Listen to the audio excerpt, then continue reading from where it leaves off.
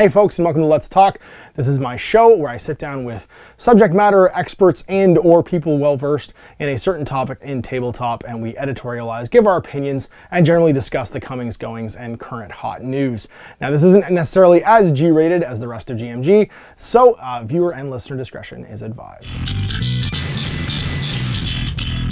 Hey everybody, welcome to another episode of Let's Talk. I'm here with Alex and Chris. Hey! Hey! They're the two parts of a website called The Eternal Chronicle. The Eternal Chronicles, the Chronicles of Eternia. Yeah. Not to be with the Chronicles That's of probably Eternia. copyrighted. That is probably copyrighted. I'm pretty sure He-Man. Eternal Chronicles is What is- copyrighted, but I'm challenging that You're copyright. challenging it? I wouldn't say that on the internet. I I would retract that right now. just edit that out. Start again in. Ash, edit it out. Let's see, we're not. Click.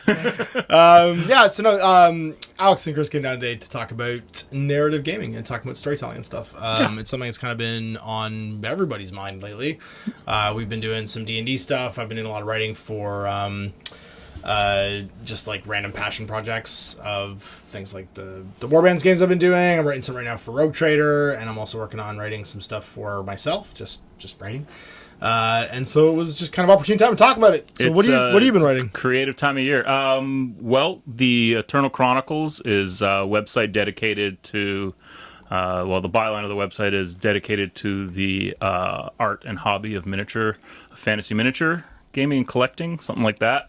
So we're sort of just starting off on this, and our intention is to create narrative-based content. Right. And in terms of what is narrative-based content, well, I got some discussion for right now. Yeah, essentially any game that you play has a narrative element to it. It does it though? Even Monopoly has a narrative element to it. I mean, I think you can take a narrative element. I'm not saying that everyone plays Right. narratively.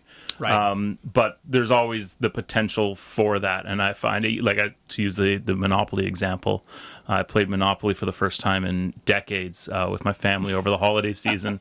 And Did you RP as the dog? I totally RP'd as the dog, and I RP'd as the car, and then basically sold off all my assets and moved to Tahiti because I was losing to my aunt, who was my grandfather, who were just snakes, snakes in the grass, Well, it's funny because I think that it's something that we learn when we're kids, right? Narrative playing is you take a bunch of objects and you build a story around them. And I watch my kids do it all the time.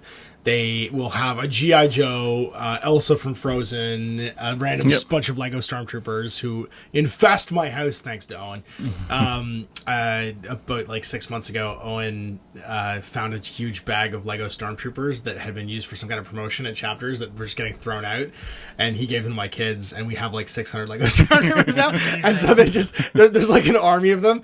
I feel like they just show up in weirder places, like they're watching me now. It's pretty odd. But that's what kids do, right? They take a bunch of disparate objects and they build a story around them. And I watch my kids do that all the time. And it's kind of that learning through play. Like they're always talking about stuff with like an emotional resonance. They're always talking about stuff like a fight or some kind of challenge. They're climbing a mountain. They're going on an adventure. Like it's never just like, hey, let's go make breakfast. You know what I mean? It's like you mentally explore my daughter does like morality plays, and it's usually based on something that I've told her like a week ago, and she'll basically relay it back to me as she's playing. They'll tell. And if you don't pay attention, like with my kids, they'll play on their own, just in their own little bubble world, and I'm listening and like hearing the same kind of stuff we've talked about in the house, or lessons from school or anything else, and they're just, again, like my gaming room, I had like a table for gaming. Right. It's now just all Lego setups, torn up Lego sets. And it's all my miniatures that I don't really care about anymore, and all my trees that have been destroyed, but it's cool because like how you stop them? You can't stop that creativity, right? So it's... And I think they process those lessons that way too, right? Yeah, by replaying them and reliving them and stuff. And this isn't to digress into three guys with kids talking about how their kids do that. But I think that if we're talking about where that narrative thing comes from, I think that's why we like movies. I think that's why we like storytelling, like good storytelling in TV. You know what I mean? Even if it's bad guys and good guys, there's something you can kind of learn from it, and we explore all that, either like horror or joy or whatever. Well, we're a narrative based culture. I mean, when you teach lessons that way. We go back to how we told stories back in the olden days, and very much based on that. Well, that's why, I mean, if you think about it, some of our oral tradition stories too are horrifying. Like 2 kids murder an old woman in the woods. Yeah. Like Hansel and Gretel's a dark story. There's a real lesson there, right? Yeah. Well, again, those stories have to tell a lesson, right? And that's how you communicate into people. Yeah. But I think it just ties directly into the old minis, because you talk about like these are older minis that we're playing with, but that takes us back to when we were still able to play. Yeah. I think that's a big part of it, right? Having minis from the era when we were like 12, 13, 14 years old, when we really started to actually play Warhammer more than just have the minis when we were like 10, 8 years old. So once you start telling those stories, like now it feels more easy. Like I can't tell a story with like a Space Marine because it feels like that's me kind of now or before, right? Whereas these old dwarfs are like, I'm a kid again, slightly, right? Yeah. So it's easier to move into that headspace, and the more I put them out, like the more we've been playing the games, I feel like the more I'm getting into it and kind of reverting, not like the childhood wonder, it's not too creepy, right? But that's definitely a part of it, right? Yeah. It gives you the opportunity to, and I think that there's something you said something really interesting there about how the older stuff from when we were kids kind of transports us back and makes the memory of being able to do that accessible. And that's probably where this bubbled up from, because we've all been collecting and painting and building and playing older games recently, and there seems to be a real resurgence of that nostalgia, and I'm seeing it online in a big way. Yeah. Well, I mean, I think you always get a counter to consumerism. You know what I mean? And there's a level of like consumerism in gaming right now where it's always about having the next thing or what's the next thing that's coming out. And it's so hype driven. We want to go back to a simpler time. Well, a simpler time where you pick things, and I think I don't want to say that's all that's out there right now, because there are people, of course, who are out there building their own beautiful imagination worlds and stories and stuff. But I think that for some people, when you get worn down by that kind of like chase and consumerism, going back to times where we were just talking about this actually, I was looking at some old Chaos Warrior miniatures from Warhammer Fantasy, and I thought they were like a certain series of Chaos Warriors, but I realized they were actually from the Tragedy of Macbeth. Which is like it's literally a supplement for Warhammer Fantasy Roleplay, where every single miniature had like a name and like a bunch of like background and stories and stuff. And it just kind of popped in my head because it was that sort of era where instead of being a collection of miniatures that was topical or fit like a release schedule or whatever, it was here someone wrote a story, let's go and everybody go and sculpt one of the people that's in this story, and we'll try and make it a those theme. Wooford books were amazing for that, right? Warhammer Fantasy Roleplay, sorry, Wooford. Right. They you could open up some of those city books and be like, well, this is the person who lives in this house and this is their little blurb, right? And I found that fascinating when I was a kid, because it was very much like, I can explore all these little pieces and put the puzzle and kind of put them together my own way, write my own stories that way. It was so inspiring. And that's what you remember, the memorable moments from gaming.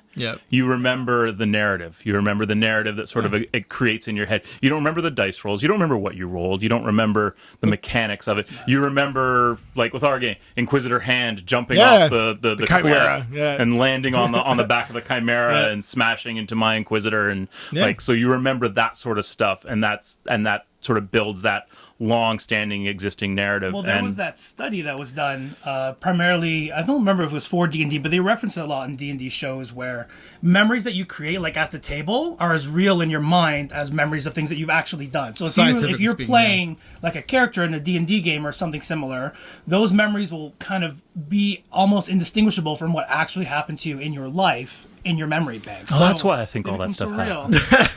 Right? It's almost like it wasn't just the mushrooms. It wasn't just.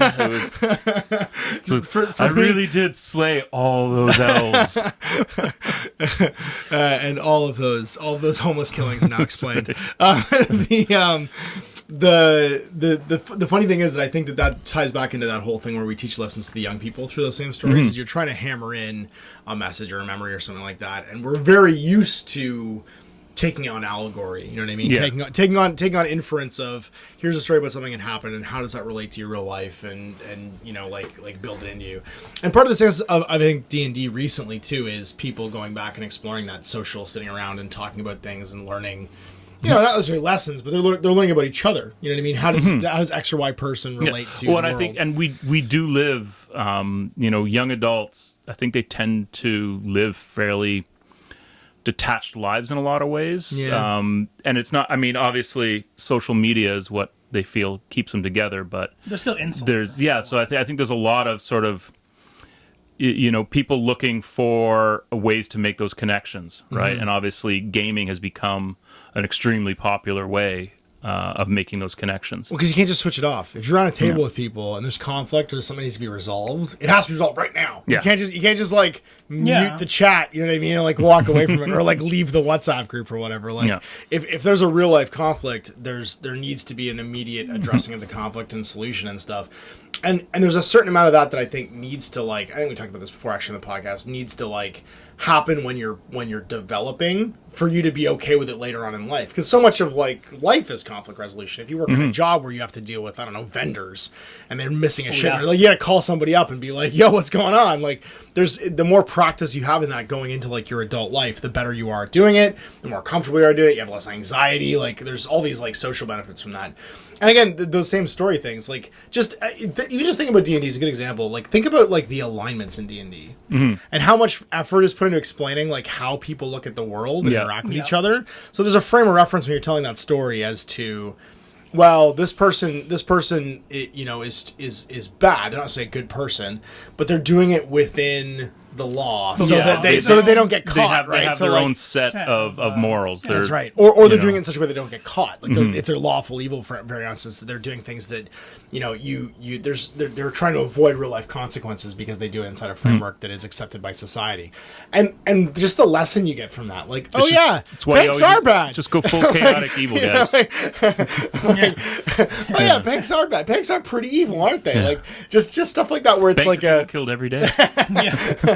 but you can kind of draw that inference, you know what I mean? Where like you see like, oh yeah, here's a social construct of how we explain the world. And I see it all the time actually. They do those D&D matrices of like real life figures, or like even like fictional figures. I think the most recent one I saw was French fries. Was that? It was like poutine was like full chaotic evil, and there were like curly fries that were like chaotic neutral, and like plain regular straight cut French fries were like lawful good, and then your like steak cut fries were like your chaotic good. My favorite was like loaves of bread in the bags, whether you actually put the thing back on, or I think the chaotic evil was where you just kind of like twist it and bend it. That's what I do. That's what I do all the time. I spin it, I stick the thing underneath and put it on. Down. It's tucked under. It's tucked underneath. Yeah, we'll get in there. Yeah. I had no idea I was chaotic evil, but apparently this little meme says that I am. But it's so funny because think about that. That's gaming. That's a level, like there's a level of storytelling there, because you look at each of those loaves of bread and you think you have to imagine what happened. Yeah, you know what I mean. You have to think about the person and the interaction and the fact that you get it. Means that there's some truth to it. Right? Absolutely, like, there has to be. Exactly, there's some kind of like social universal resonance human to it. truths that are ingrained in all those things. And it's so funny because I think that's I don't want to say it's a missing component, but I think when we talk again about that like release driven or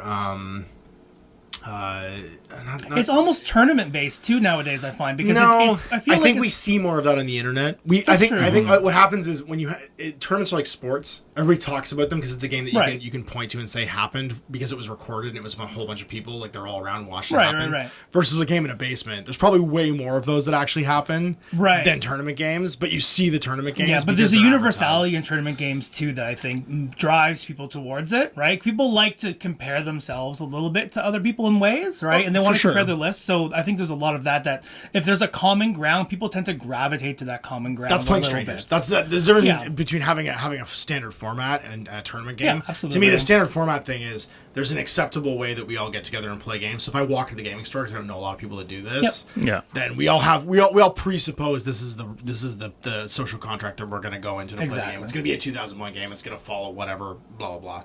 I think part of the lack of success of things like the was it in 40K, the power system, you know what I mean, and the open gaming stuff. It comes from the fact that people just want to know what's expected when they show up at the game table. They don't want to be like, well, so what are we playing? Well, we're doing I think it was 100 power, but we're going to play this weird mission that I came up with. Whereas the game that's very popular, I think, in the basement games that you don't see and hear a lot about, versus the ones that you see at the game, like the ones that happen in public, which is game stores, tournaments, whatever. Yeah. They all follow like a similar social contract. But I think I personally think it's a misnomer that's the most popular way to do it. I think it's just the one that's the most in front of us because it happens in public. Right. And again, you're right, but you're right. The byproduct of that is that it looks like there's no storytelling left in gaming. Yeah. Right. Where it's strangers meeting who don't have a story, and they line up and they put their StarCraft guys down and they play a game of StarCraft with no story. It's funny because I mean Games Workshop has gone out of their way to produce, the three ways of playing, right?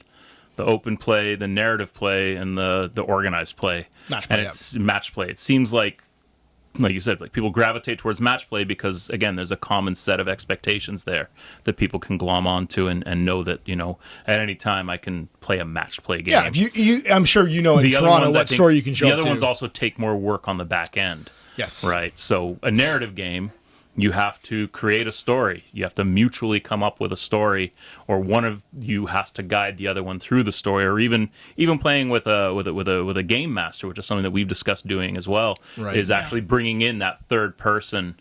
'Cause that's how Warhammer originally was. The first couple editions, there was assumed that there was a game master that was an arbitrator at the table. Yeah, when so you played, third even though person. you're playing two armies fighting each other, there was an arbitrator there. Yeah, who would control, the random monsters that showed up, and it was up to them. There was no, But I think that we've sort of moved to a state of rules where all those things that were kind of narrative in nature have become codified in rules in some ways. They become automated. Yeah, the role of the GM in the story. So you have a D100 chart now, or you roll on a chart to see like in Frostgrave. You roll this and suddenly a random monster shows up, Right. and things like that. So as opposed to having a person be like, this is a good time for a monster to show up. I feel like it's a great leveling. It's those automated systems get put in place for people that want to have an element of narrative experience, but they either are afraid to, or maybe it's too much work, or they're just starting out. They're just starting out. They exactly. need that inspiration. They need that nudge, right? But what happens is you do see the people that are kind of hungry for that narrative game show up to the gaming night, and they have their beautifully painted or converted or even just individually modeled army where everything has a story and a theme, and they're the ones that always loses every single game, and they don't care because they've still got their story, and That whatever was happens takes me. place. Yeah. Like it's I think the game is recognizing that telling a story sometimes can be hard, and if you want your product to be accessible to as many people as possible, you have to make the experience automatic where there's a story. Yeah. But it's funny though, I think that in the quest for the ultimate balance, that gets driven kind of further and further down because you lose a lot of elements of storytelling. Like you lose like the asymmetrical game. You lose the attacker defender missions where one person is in the middle, the other person's being surrounded. Those don't happen anymore because everything needs to be symmetrical. There has to be equal advantage in deployment. Do we want to talk whatever. about universal terrain for 40K? Oh, the picture? Oh my god! The picture you sent me on the weekend? It was depressing though. Like I look at it and I go, and my first thought was, what kid walking by is going to see all those tables You'd be excited. and be like, I really want to get in on this. Yeah, but the kid will never see it. That's the thing. I It's know, it's Probably not. But I mean, I think going into GW when it opened in like 1990, that's what inspired me, right? Right. Seeing everything in the case. You were probably the same way on Queen Street, right? You walk in the first time and you saw the tables, you saw people playing, you saw the terrain. Even the 40K terrain back then was not great. Remember, they just had like those foam core gray buildings where But it cut was out, and there was something. little skulls randomly everywhere right, in the yeah. Queen Street stores. But I still love that, right? The table with the river of fire because they for, repeated fire. for the time, it the blew our time. minds, right? Yeah. Because that's a time in our lives where we're just using the dot matrix printer foam that Exactly. came out And of you the didn't box. care. as a Like, even when you building. saw that, like, you knew there was a game, but you were still young enough and in that mindset where you wanted to know what was happening on the table with you those heard dudes on the the table. boots marching, and you Yes. could hear the guns exactly. firing. And It painted the a engines picture. It revving. painted a Yeah. scene. Which I mean, Now I'm gonna get all those teary-eyed. those tournaments. That photo, and I mean that photo is probably And I'll put it up. that I'll put it up photo so you guys can see is it. a bad example Yeah. of what the hobby has turned into. I don't necessarily think that is what the hobby is, because clearly it's not. There are I still think people out tournament there playing is. who are creating I things, think it's totally acceptable for the people that but want that. it's Though. function over form, Yeah. Insert right? big caveat here Yeah. that we don't Yeah. judge people for that. Yeah. It's just, it's not narrative, and that for us, I guess, we feel like that's more core to our experience for the games than it is for other people. I guess the difference is that if we'd been playing in a tournament 10 years ago, 15 years ago maybe, and we showed up and that was what was on the table, Yeah. would you have gone back? Of course And not. that's to me, I think that's the question, like for you personally. And that's a personal answer for everybody. Everybody's going to feel differently about, the picture I just put up. But for me personally, if I spent hours and hours building and painting my army, and I was this person that loved that, I'm a romantic, I can hear the horns, I can hear the drums pounding and stuff when I play a game, and that was what happened, I would probably have just And there's a bunch of I don't even know if I could have made it through all 4 games. Bare I would have wood, I would have probably masonite played some corners. games and just been like, I I don't know why I paid $50 for this. And all the Thanks so tables much. were identical, Like, too. It was all yeah. 5 or 6 pieces set up in the exact same I spot. don't think it would have ever even occurred to us when we were younger. Like, that would be a way of playing. Yeah. Like, Well, like a symmetrical... It wasn't back then, though. No, it wasn't. Again, like, it wouldn't occur that maybe it would even go that way. To me, it was just like the hobby was so equal in all the parts. And It gets to the point where you have to ask, okay, well, why even have terrain? Why even have that if what you're doing is all representational of something else? So you're manually playing playing a computer game. board game. You're manually playing a computer game, right? Is what you're doing. Is if you're striving for absolute balance and stuff, and the immersion becomes so secondary that it no longer matters. What you're doing is you are a human computer. You are doing the random number generation and the measurements and the trig that a computer does in a video game, and you're trying to replicate the perfect video game experience where you can't mess up measurements or dice rolls or any of that stuff. Yeah, or wasn't even there rules. some game, like an app or like Exilis? Is that what you're talking about? I don't know. The one where you actually had like the cards, but you used like your phone or something to look at them. There was two. I know I don't Exilis. know. There was I Exilis. saw them, I just was kind of brushed it off, app-driven. but I know they existed. Exilis? Exilis, and there was another one, something not Mortal Gods. It was like I that don't though. know. It was like It came out in, like- Pantheon Olympic. I have no idea. Yeah. It had like an Olympia kind of theme to it, and it was fairly recent. I know it came out like in like really in the peak of like when board games were Right. coming out, so it probably got lost. I think it was peak board game Kickstarter. It got funded, yeah. and then it just never broke into retail and kind of exploded because you needed to have a tablet or a PC or something to play at the same time. That's a Right. baried entry that I think. Privateer Press basically has that barrier for entry now. Is that if you want to play War Machine, you pretty much need the app, right? No, you can print the cards off the website now, but you're actually, I think you're encouraged to use the app Because I have in the tournaments was and it called stuff. War Room?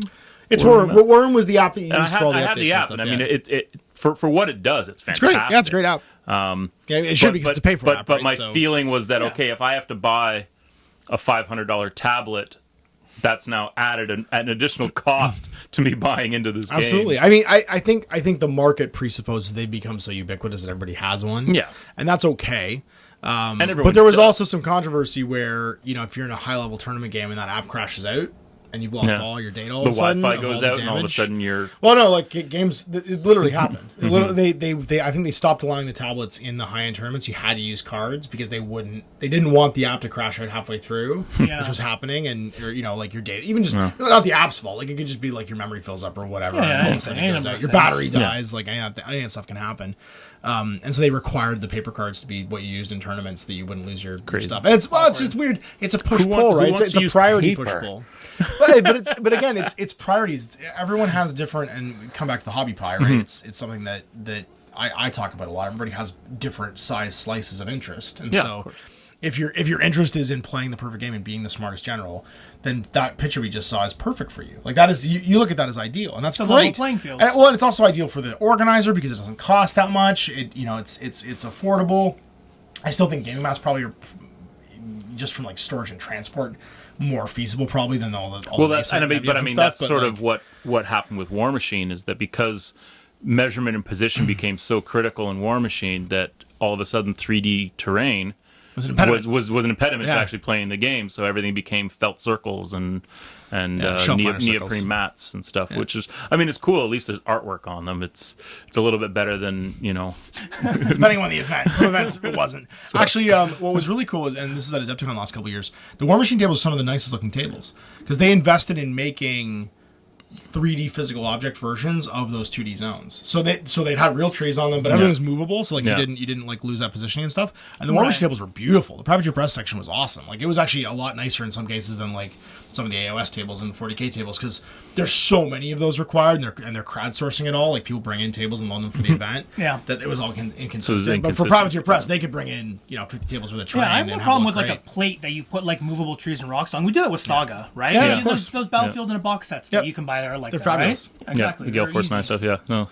But it's more, I think, when you strip it back to just bare wood. You know what I mean? Like in that picture, and it's very much like. It's like the beginning of Metal Gear Solid, where you're in the training simulator. And it's all like light towers and blocks and stuff. That's what you feel the game. Painted like Tron? It's alternate Tron. If That would be they amazing. paint like Tron, that'd be awesome. Yeah, I'd totally be into that. Yeah. Actually, I saw there was a guy who did that for Infinity.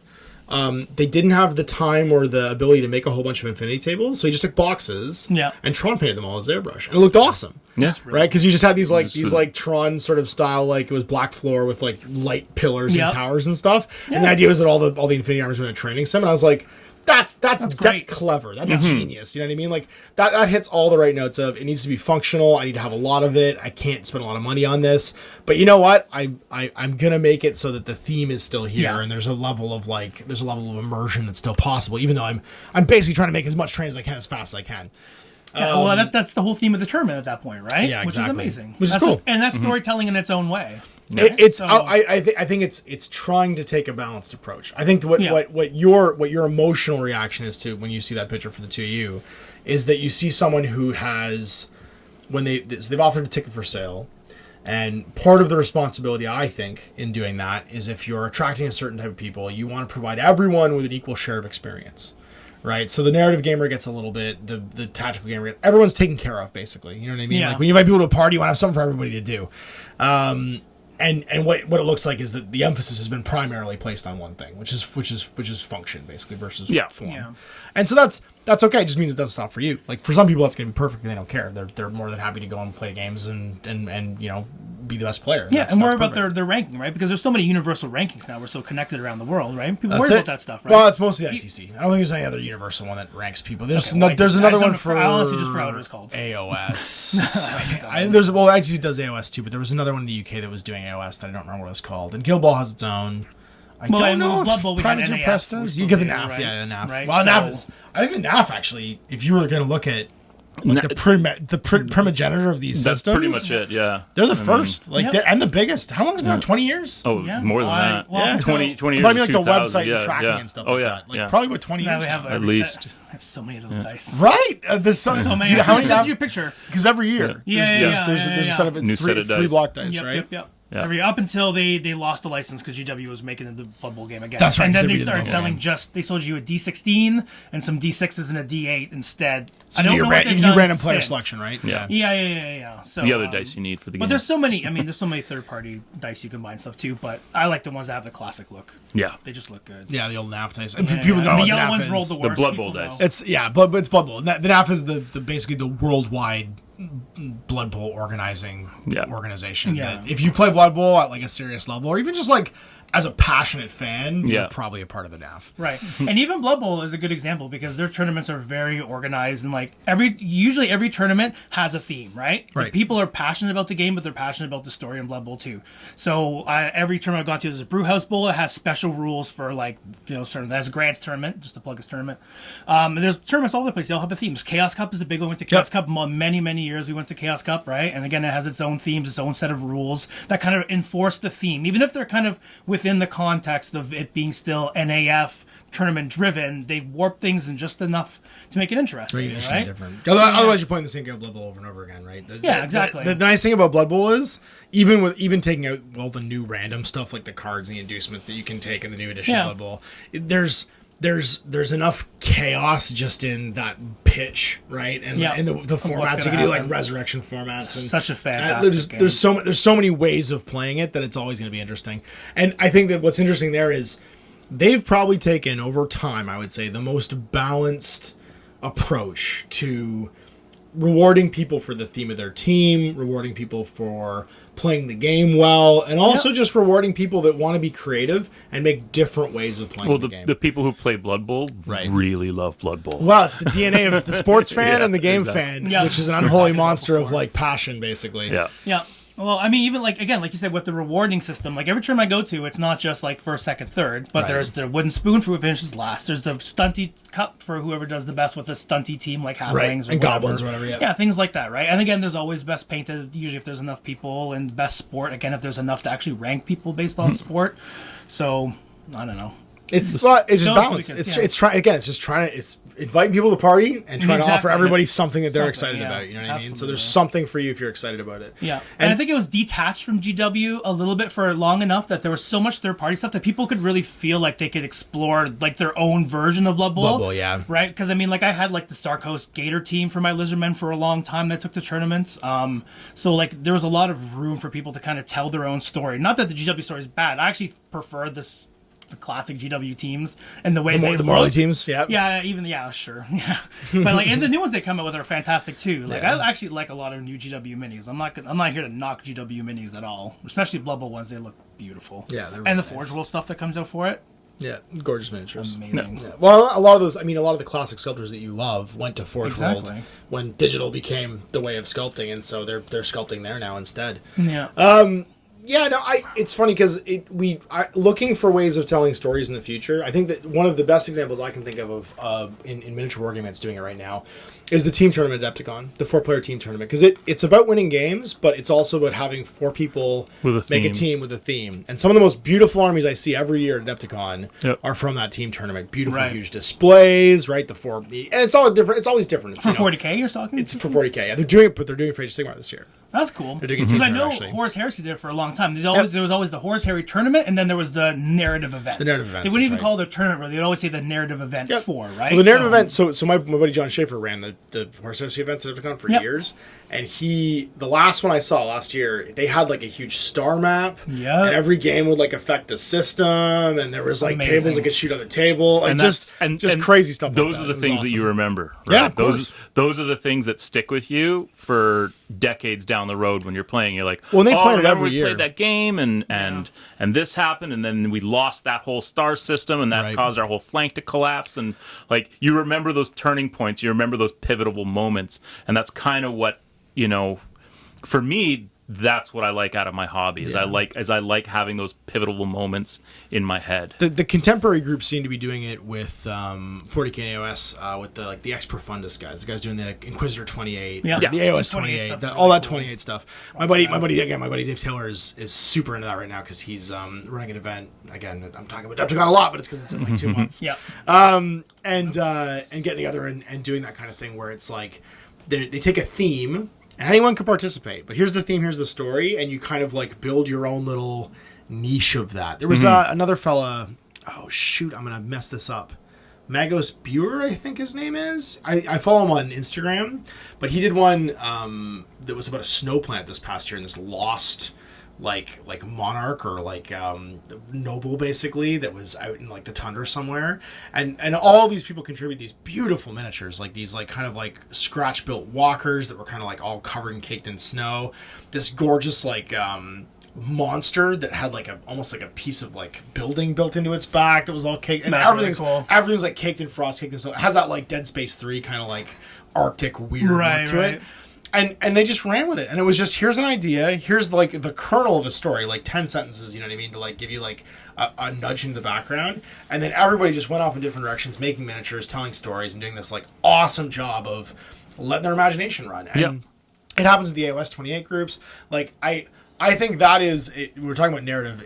If there's something to aspire to right now, it's those groups where it's like, let's just let our imaginations go, and there's no real rhyme or reason for this. Like we might play a game once a year, but it's more just like let's just follow where our imagination takes us in the hobby. Chase that whimsy, right? It's like exactly. let's see where this will take us, and essentially, it's cooperative storytelling, right? And you're relying on the other person to sort of have as much invested in it as you, so that you're sort of both getting something from the other person, and the end result is you have this really great memory of a game that you played. I think the volunteerism is important there, right? Of course, people signing up, like you don't like try and get a gaming group to do it. No, you kind of put the idea out there, and people just get attracted to it. It happened last year too with Mordheim 2019. Remember they did that? There was the big Mordheim meetup in Europe, where I think it was in Denmark. It was in Denmark, but Thomas Bruno was actually there, like doing like a talk and talking about the history of the game, and everybody contributed to like making the tables and building war bands, and it's like there's no one's getting paid for this. You know what I mean? Like this is just like people who are really passionate about something getting together. And isn't the Mordheim group on Facebook like the best group for like inspiration? I would say tables and their war bands are just. It's amazing how 20 years later, they created it's just a city. Like it's not even that big. Like it's not even that big of a place, but the story was so compelling and interesting that people are still mucking about in that story. And that's, to me, again, that's a really powerful thing. And how positive those groups are too, because nobody's trying to win. No. No, There's it's kind of like the old Hammer group. It's not about winning. It's about telling just story. playing. It's just putting your boots on, stomping around in the mud, and making your own little kind of like boot prints wherever you are. And so I think there's like a really interesting sort of like, I guess, like comparison to when you're very concerned about processes and procedures and a right and wrong way of doing things.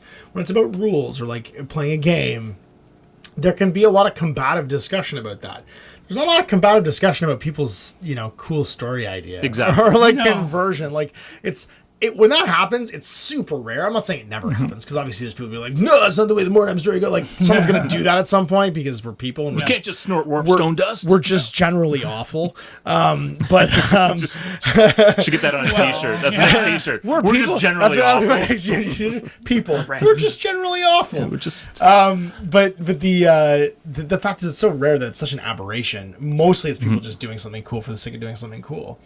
And telling a story while doing it. And some of my favorite, like, again, I don't spend a lot of time looking at things on the internet, but very often I'll stop and look at posts from like the AOS 28 group or the Inquisitor 28 group or the Mordheim group or even the Necromunda group, because there's a lot of positivity in there too. Yeah. Because it's just something where I'm like, oh my god, look what they did. Like, look at I'm literally I'll be scrolling on my phone, just killing time waiting for somebody, or waiting for Kat to get off the school bus, and I'll look down and I'll be like, what? Like, I did that the other day with somebody converted the Carnosaur, the Lisbon Carnosaur, with the Dune Strider legs into like this awesome Dune style mecha dinosaur thing. And I was like, oh my god, why has no one done this before? This is so cool. Like, this is the coolest thing I've ever seen. And there was the guy who did the all mechanized Tyranid army, where it was all like mining machines as all the different Tyranid constructs. And I was like, this is awesome. Like, look at how much effort went into this. Look at how cool this is. It's super good. And you just get paused by it.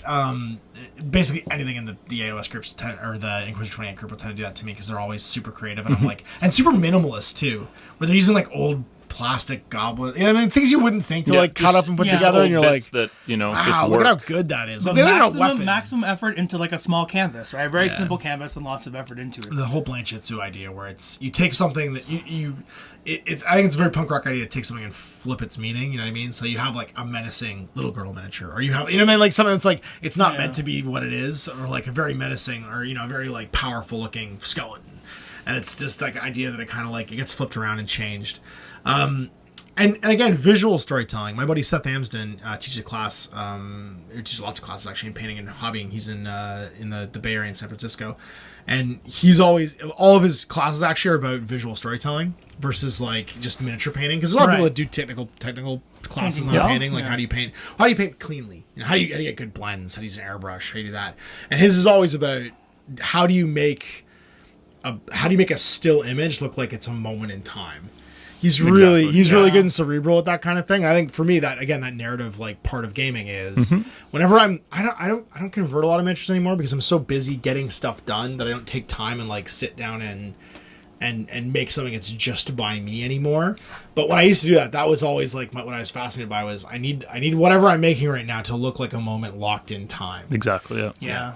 Well, I think one of the most common things that we share, like in our Discord among friends, is like pictures from the Necromunda Terrain Makers Facebook group. I don't know if you've been on that, but like they're just the amount of stuff that they come up with, the little bunkers, the little thing. A lot of it is based on modular terrain, and whenever you see that, you're like inspired. Like, I can see a story in that terrain, right? And like terrain is a big part of the hobby, and I think it gets lost a little bit sometimes, but well, it's definitely lost now. So it's so inspiring. Like, it's like looking at art, and like you look at like a lot of concept art for like RPGs I look at, right? And you look at like, oh, I can tell this story, right? In your mind, you see the castle, you see the mountains, but the same thing, you see like a little bit of like the Underhive, and you're just like, oh, I can see this happening. Yeah. I can see that my character moving in there. It's where something happens, not just who it's happening to. It was like that John Blanche picture we were just looking at right before we started recording. The one? Yeah. And we're like, where is this? Well, I see chaos and I see undead, so I'm going to assume it's Middenheim in the end. Like, in the end. It's a big cliff, and there's buildings on top of the cliff. It's probably Midnight. It's John Blanche. It's John Blanche drawing awesome houses. It's either actually my favorite. I like John Blanche houses. I think Ian Miller houses are my favorite. His big like sweeping like vistas of buildings and stuff. I love the Ian Miller stuff. Ian Miller's amazing. We were just looking at his prints. Yeah. and being like, why don't I own these? Yeah. yeah. It's like, why don't I own originally in Miller Art? I'm like, because it starts at Because like it's $1,000. That's right. Yeah. I would really like to own that sketch. I want to own that sketch. Oh, it's a 600. I think he did like a City of Gondor or something like that I have in my old Day of Day illustrated Encyclopedia of Middle Earth. That's still one of my favorite like drawings of Gondor, where it's the White City and just this amazing like pen and ink thing. Because again, when you look at something and you can tell the story. When you mentioned Necromunda, my first thought was I remember the White Dwarf where you saw Andy Chambers' original converted Redemptionist gang. And there's no miniatures yet, but he's converted all these miniatures of like random kids. I think like he used some of the old and... Red Redemption, the old fantasy guys. Yeah, it was all fantasy guys. It was all the heads from that one familiar. The one familiar with the hooded head, he like cut the head off and put it on like guard, like all kinds of random the one that was things. carrying scrolls and stuff. Yeah, and it's just this amazing like Andy Chambers' brain, basically. You know what the Redemptionist should look like down in a picture. And then, like, you know, the background is like Moe's Ratburgers or something, where you can see like, oh my god, this is so cool. Like this is a place. This place is. But like, that's alive. In the imagination. From an industry standpoint, that seems to be where a lot of that narrative is being driven from. Is from these games that came out, 20, 25 years ago that had these. When we talk about narrative gaming, obviously you start talking about campaign gaming. And continuations and right, having a reason to keep playing. Yeah, having a reason to play and having a reason to come back and play with those same guys, and there being sort of a codified system for that, and that's what Necromunda, Mordheim, Gorka Morka. I wonder what the influence is on game design as game designers become generational, right? There's people leaving the industry and coming in, and new game designers coming into the industry. On what the diet of games you grew up on was. When you had to use imagination in your games, that colors what you make. Oh, for sure. The importance of that colors what you make. So I think as more and more people grow up on video games, with like either, if it is an RPG experience in a video game, it's always a contained experience because you can't go off the map. Yeah. Right? There isn't that like random element of the DM you can freestyle and you can just go off the edges of the map. Oh, he's taking him off the grid. Well, you can't do it, so it doesn't exist. He doesn't even have a social security number. That's it. The influence that has going forward on how games get designed and what is important, you know what I mean? Because in a society where we grow up on a diet of video games, that kind of the fact that the imagination experience is pushed into us versus us creating it ourselves will differentiate, I think, how people look at games going forward in the future. I think that a lot of people will casually get into something because they can have an experience fed to them. Right. And then eventually you'll either reach a tipping point where you want to create your own experience and feed it to others, right? And or share it with others, or you'll just continue being on that path of I just want that passive, I want to be entertained. I want to be entertained. I want to be guided along this, and I don't really want to think too much, but I want to have I want to be engaged, but I don't want to be too engaged to the point where I think that was the Marvel movies, right? Where like. You could be a casual comic book fan now. You can be casual. Yeah. You can be casual. But what I'm saying is, because you took something that was very much like you had to subscribe to it. You had to read every issue. You had to either wait for the trades to come out or read every issue to be like a real like passionate, knowledgeable person about the Marvel Universe, whatever your chosen fandom of interest is. To now, there are people who say, "Yeah, I'm a big comic book fan." But they've maybe never read a comic book, or they maybe read some trades or whatever. But it's not the same as I've had some information that I was really entertained by, and I continue to consume it. And I enjoy that versus that actively seeking to know more. You know what I mean? Yeah, and there was effort back in the day too. You had to go to the comic store. You had your spot in the bin, right? It was there. Everything took more time. I feel like, and again, that comes with the miniatures. It's accessibility. It's not accessibility. You got to go look for it. You have to go. Back then, I don't know. I feel like you feel more attached if you put more effort into getting it, right? Well, I think that's why we're more attached now because you paid the blood price. You know what I mean? Like, I think that part of that, like when we talk about the transition between Age of Sigmar and Warhammer Fantasy Battle, the blood price to play Warhammer Fantasy Battle was the highest ever in popular miniature wargaming. Especially in like 8th edition? Even 8th edition. Third edition. That was hard. Yeah. Third edition where it's like, well, you need 30 you want to build a Wood Elf army? You better have 30 metal archers because that's the minimum for that one unit. Right? Or like 50 Skaven slaves. Yeah. Like, what do you got so far? Well, we're going to play 2001 game. Okay, well, I built my 50 Skaven slaves and I have 50 points. Yeah. I think Orcs and Goblins were the worst, I think, weren't they? Because they Skaven were bad really because of bad. the slaves. Yeah. I think in number of miniatures, orcs we But found out were the most. well, no, 'Cause you need, orcs. like, So boys, orcs, you needed error boys. 20 error boys, 20 orc boys, 20 goblins, 20 goblin stickas, and so- that was the minimum to get it to basically 120 build an miniatures, army. basically. Right. Yeah. And I think there was Yeah. 2 armies where you didn't need any minimums. There was Chaos Right. Warriors, Chaos. and there was High Elves. Could be Maybe built I think anyway. high elves. Yeah, The high super elves elite can armies, because, basically. Yeah. But anyways, that's gonna you're gonna have a really strong attachment when you've climbed that hill, right? Yeah. Like when you've built and painted, or even just built that many miniatures. Do you remember that birthday I had? I mean, it was like 2001, 2002. We got the Empire Army deal, and you had your Orc and Goblin Army. And I wasn't playing Fantasy at that point, and we Yeah. sat up until like 4 a.m. building it. Yep. Because we were gonna play a We were game just on my wanted- birthday. I wanted you to play fantasy. You wanted me to with play Fantasy so bad, and we sat up and built that army deal. And by the end of it, we were both just like, "Fuck, we have to go to bed." Like this is like I guess it's 6 a.m. and we're not playing That's right. Warhammer Yeah, right now. two of us spent like 11 hours trying to build a 2,000 point Warhammer Fantasy Battle Army. And I think maybe the weekend after that, we were so burnt out on it, we actually finally played a game. But like, that's a huge like just investment in time and energy just to get ready to not even to play, but to that's get why ready I made to my play. controversial statement in one of our previous podcasts that that video games are not a hobby. Video games can absolutely anything can be a hobby. I think the difference is going forward. How much of your entertainment do you create yourself versus how much is provided to you? Yeah. Right. And what is the impact that has on the way games get made in the future, right? Where I think that there's always going to be a cadre of people that, because they find inspiration in what they're being entertained by, they go out and make their own thing. It's going to happen. But as more and more money gets involved and becomes more and more popular, there's more demand for things to be made. And that's where we find... I mean, how many versions of Cards Against Humanity are there now? I don't know. Like, how many? There's like 20 million different versions. It's just apples to apples. Oh, You mean like Right? Cards But, Against like- Humanity and what is it? mean, Guards like Guards expansions? Against Insanity. Crabs Against Crabs Humidity. Against Like, Humidity. there's so Yeah. many Well, versions that's of the just same because game. it's such a simple concept. You can't... Well, it's already that apples you to apples, just so you can't... you're just making cards just make apples to essentially. You're just making for- cards. But it's a product at this point. It doesn't require any... Like, Cards Against Humanity hit on a children's game and made it for adults, and that was a moment of creative inspiration by people who were very passionate about gaming. And they did fantastic with it. But it takes no effort now for an industry to simply copy and paste that idea with a new skin, right? So we end up with a bajillion imitators. You can go to Barnes & Noble or Chapters or W.H. Smith or whatever right now probably and find 10 different card games that are all basically just Cards Against Humanity, which is apples to apples.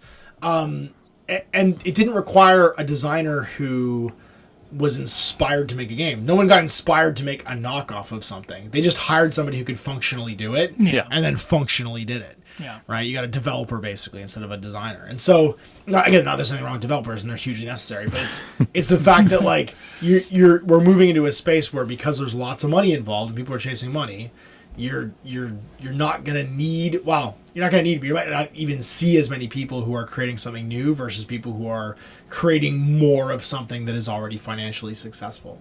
And we saw it with the glut of like how many Descent Hero Quest basically knockoffs, but how many Descent knockoffs are there? Dungeon crawls, yeah. Dungeon crawls in Kickstarter, right? Because it was a way to chase money. Well, but Descent itself was a response to the fact that Games Workshop stopped making Warhammer Quest. Yeah, absolutely. Yeah, and there was a need for a dungeon crawl game, and it was hugely successful, and rightfully so, because there was a niche in the market and people filled it. But now I can't even count. Like, there are so many dungeon crawl games out there right now. I have Kickstarters for games that are still like in the boxes in my basement that I've never opened.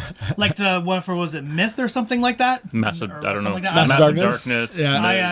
I've There's Kickstarted so a bunch many. of those. There was a bad phase. So that we went many. through. And they're still in their boxes. I'm just like, is anyone going to want this one day? Alex had a problem. We had a problem. Yeah. Kickstarter problem. Mistakes were made. But I think it's funny because we don't really know going forward what that's going to look like. Like, what is the industry going to be as people grow up on a diet, I guess, more and more of being fed their entertainment versus having to make it for themselves.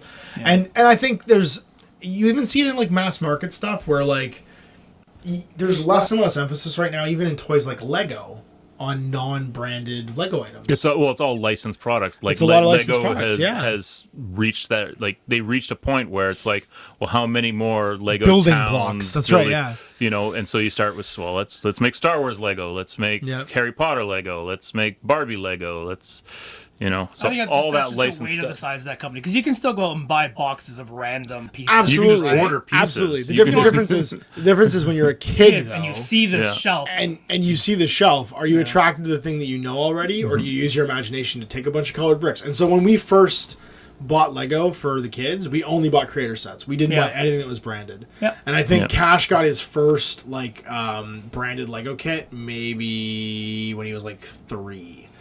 He got the Hulkbuster suit because he was super excited about a big robot. And I was like, you know what, whatever, that's cool. But he'd already grown up making his own stuff, and for the most part, any of the kits he buys get assembled once, then torn to pieces and turned into something Well, else. my daughter got my old Lego.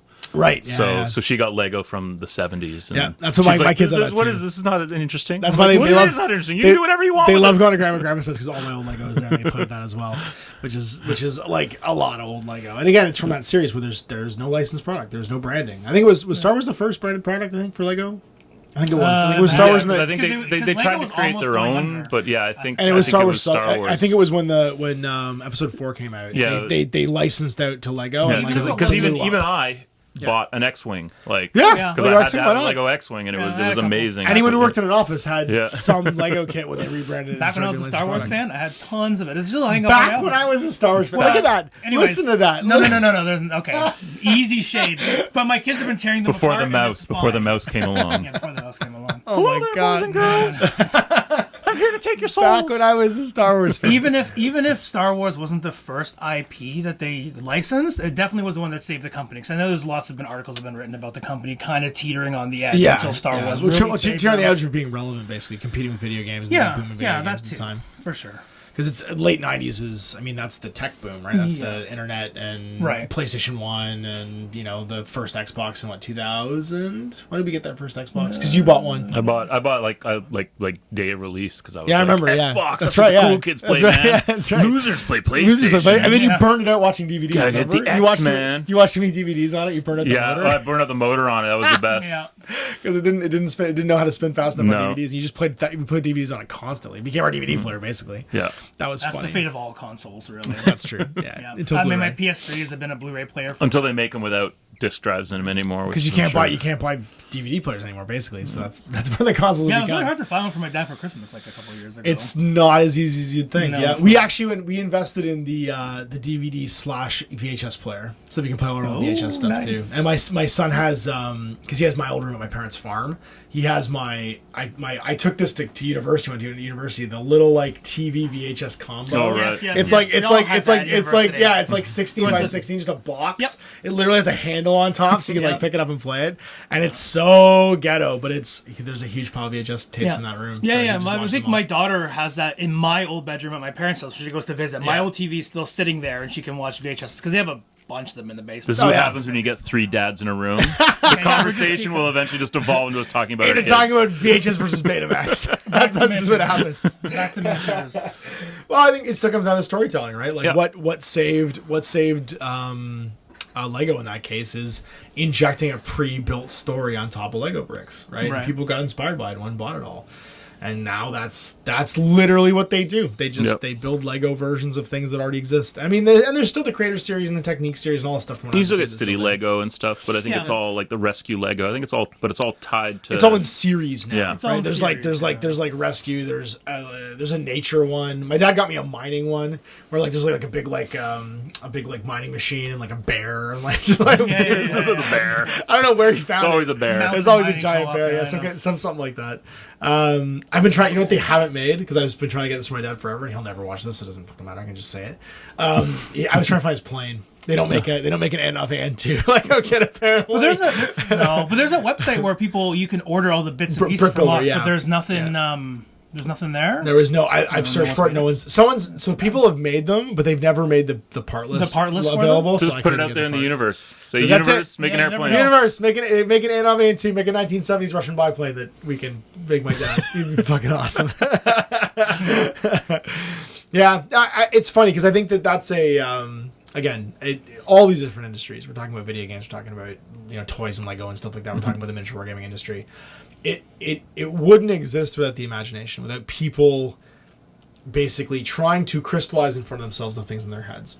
That is where all this stuff comes from. Yeah, and you can enjoy it with different senses, a tactile sense, right? Exactly. And I think we just live in an interesting age where it's become a bit counterculture to be the people that emphasize that, to be the people who that's the biggest part of their social hobby pie, the thing that they want to go and do. Yeah. Because it's not. So, like, and we talked about this actually with Chris during not you, Chris. Oh my God, there's so many fucking Chris's now. Yeah. With Chris from Way of the Brush. One day I'll kill all the rest of them. Chris from Way of the Brush. All your references will just make sense. It's like a Highlander-style Chris tournament where all the Chris's fight each other. All the Chris's and Jays, actually. So many fucking Jays, too.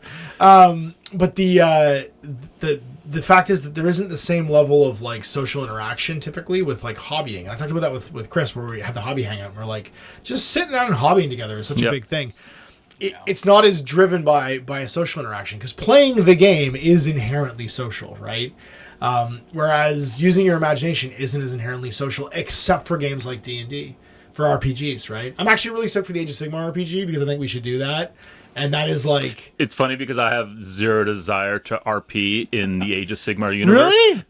It's so fucked, though. The universe is so fucked. I know. Like, I love it. But you see, I like a more grounded experience, which is why I would go back to Warhammer Fantasy Roleplay. But you could just... Traditional Warhammer Fantasy Roleplay in the old world. We could just compare them to each other. Because I think it's just as dark to live in like the fucking realm of fire, where the only source of food is cannibalism. You know what I mean? Like there's so much like crazy shit that you can do.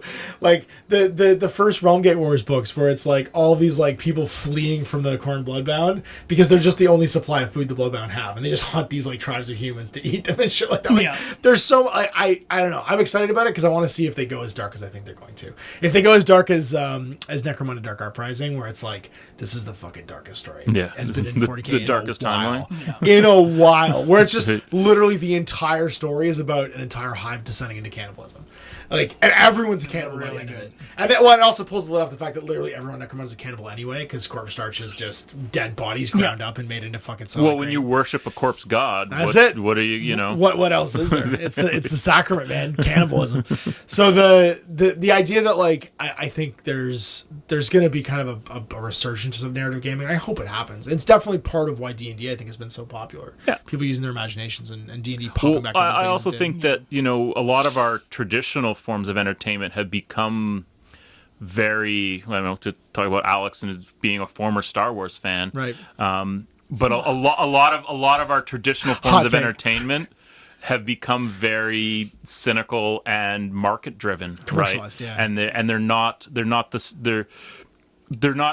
personal stories that we feel attached to anymore. We feel like we're just sort of being guided along, like what Martin Scorsese said. Marvel movies are basically an amusement park ride. Yeah. And that our entertainment has become that.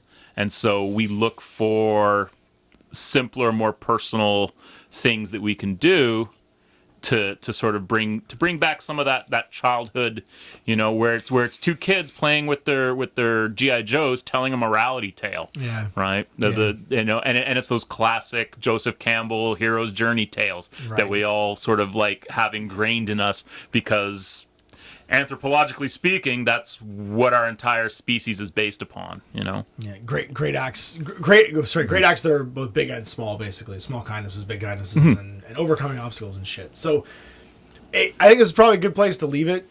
We're in a weird place right now where I don't know if miniature wargaming is the best medium for storytelling. Oh, but you're going to give it a shot. We're going to see what happens. Well, the whole ride, we were just going back and forth constantly. We had like a sort of a framework of what we wanted to do, and then we just kind of got the ball rolling of back and forth and how it's going to evolve. So that's to sort of get to what Alex and I are sort of doing with the Eternal Chronicles is telling stories and getting into sort of narrative miniature gaming to a point where it's far less reliant on the rules and the structure, and more on not that there isn't people out there doing the creative things in miniature wargaming. Obviously, we just spent an hour talking about all the creative things that people do. Yeah. We just sort of want to present what we're gonna do, and Yeah. you know, like, Well, an old essentially- Hammer version of that too, I Yeah. think, which is fun because like Middle there's a lot of.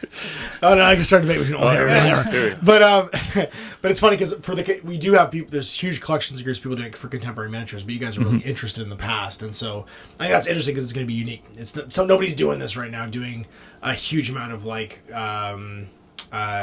self-generated narrative stuff. Oh, sorry, I shouldn't say nobody's doing that. There's lots of people doing it. There is, but yeah. you guys want to take it to a we level just sort where of we it's- want you wanna to build do something that's people can different.